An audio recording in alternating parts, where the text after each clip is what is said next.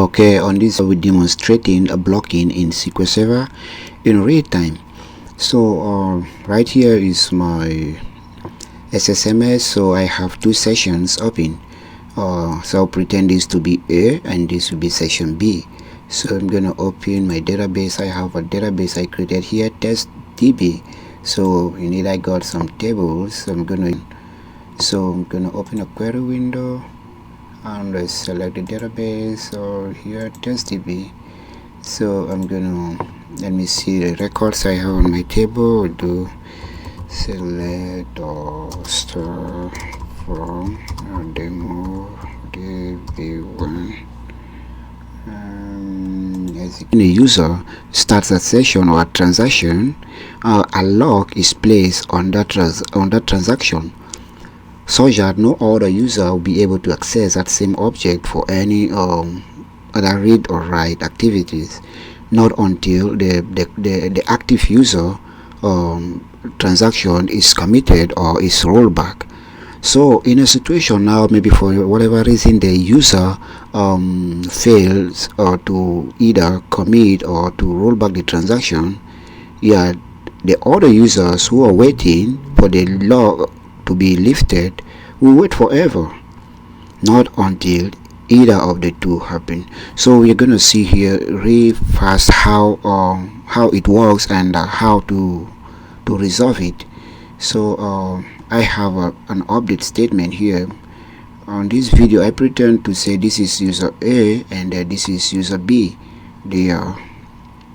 So basically now is going table 1, the first name to Elang, where age is 37 right here. So the first record.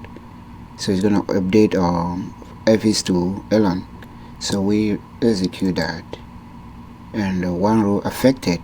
So generally a transaction is never complete until a rollback is issued or a commit is issued. So the transaction is not complete yet.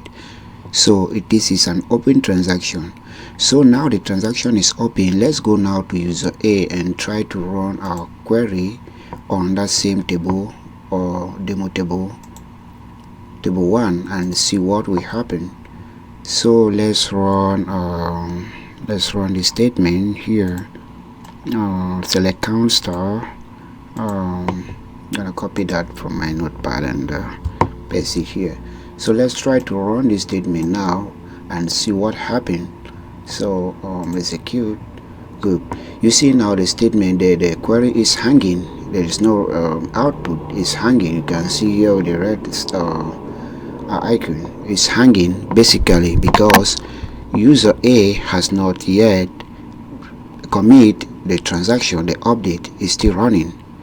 So two things can happen, these two things. So we are going to first see if at all when we run rollback, let's see what is going to happen right here. So you want to keep an eye here. So this one is going to basically execute. So let's run this rollback here on the user A and see. You see, so the record is right there because now the log which was placed on this update statement, and now user A was able now to do the count star and got all the records. So we are gonna do that again and see if basically it will happen the same thing with the commit. So let me demonstrate that really fast here by changing this record here and doing it again. So again we're going to run this update statement again. Now I use another name right here, so we're going to run this again and see what happened. So we're going to execute that and one row affected. So let's rerun this again and see the same thing happen. You see, so now we're going to commit one. Immediately we commit, immediately session A or user A commit, this is going to execute. So we're going to execute that. And we have the result to right here. So those are the two ways that the blocking can be resolved for either the user who is carrying out the operation or the transaction rolls back or commits the transaction. On the other hand, If for any reason the user forgot to do either of them and the transaction is still running, other users cannot access that table. So it is in the place now for the DBA now to look for the process ID or the session ID and kill this process. So we're gonna do that again. We're gonna run it again, and then we'll try to look for the process ID and kill the process or the session. So I'm gonna change this name again to Eva. Okay, so we're gonna run this again and execute. One row affected, and let me do my select star here and just be sure that okay, so we have it there updated but not yet committed or rollback. So we are gonna run this again here and then execute. It's still hanging, so we're gonna look now for the process ID or the session ID. So to do that, we are gonna run this command spwho, or spwho is active. So I'm gonna copy it right from my notepad and then just active.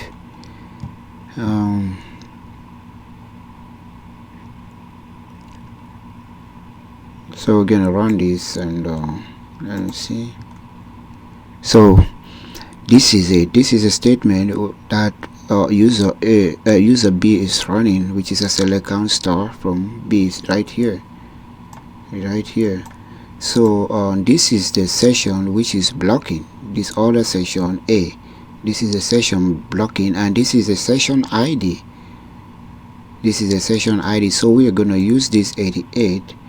We can still get the session ID by clicking on the instance, going to report and then going to standard report and then pointing to all blocking transactions.